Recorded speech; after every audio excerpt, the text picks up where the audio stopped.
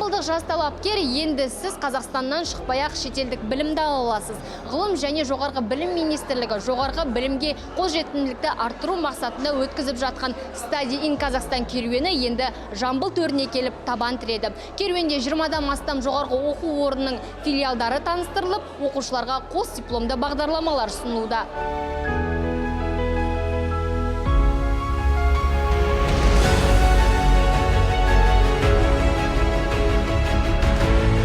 Study in Kazakhstan жалпы қазақстандық талапкерлерге өте үлкен бір мүмкіндік. Қазақстан елімізден тыс шықпай, өз елімізде жүріп, әлемдік, яғни халықаралық стандартқа сәйкес келетін дипломға, білімге ие болу мүмкіндігі. Жалпы 2022-2024 жылдар аралығында ғылым және жоғары білім министрлігінің стратегиялық серіктестік негізінде 23 филиал мен қос дипломдық бағдарлама ашылды. Биылғы ағымдағы жылы 2025 жылы тағы да осындай 11 стратегиялық серіктестікті іске қосу жоспарланып отыр.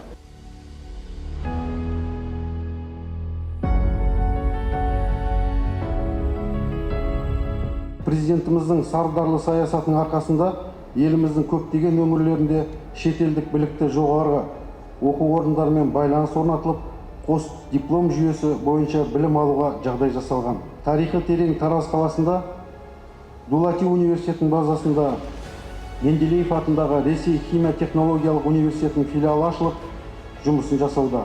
Құрметті болашақ жас түлек, Study in Kazakhstan көрмесі таңдауларыңызды саналы түрде жасауға, кәсіби және тұлғалық өзіңізді тануға, білікті маман болып қалыптастыруға жол ашпақ.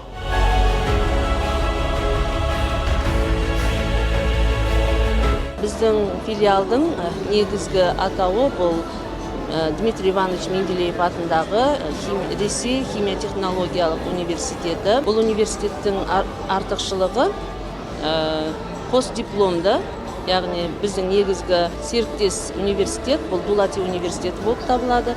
Сонымен қатар бұл студенттердің тағы да бір айтып кететін жағдайы кепілдендірілген жұмысқа орналасу мүмкіндігі.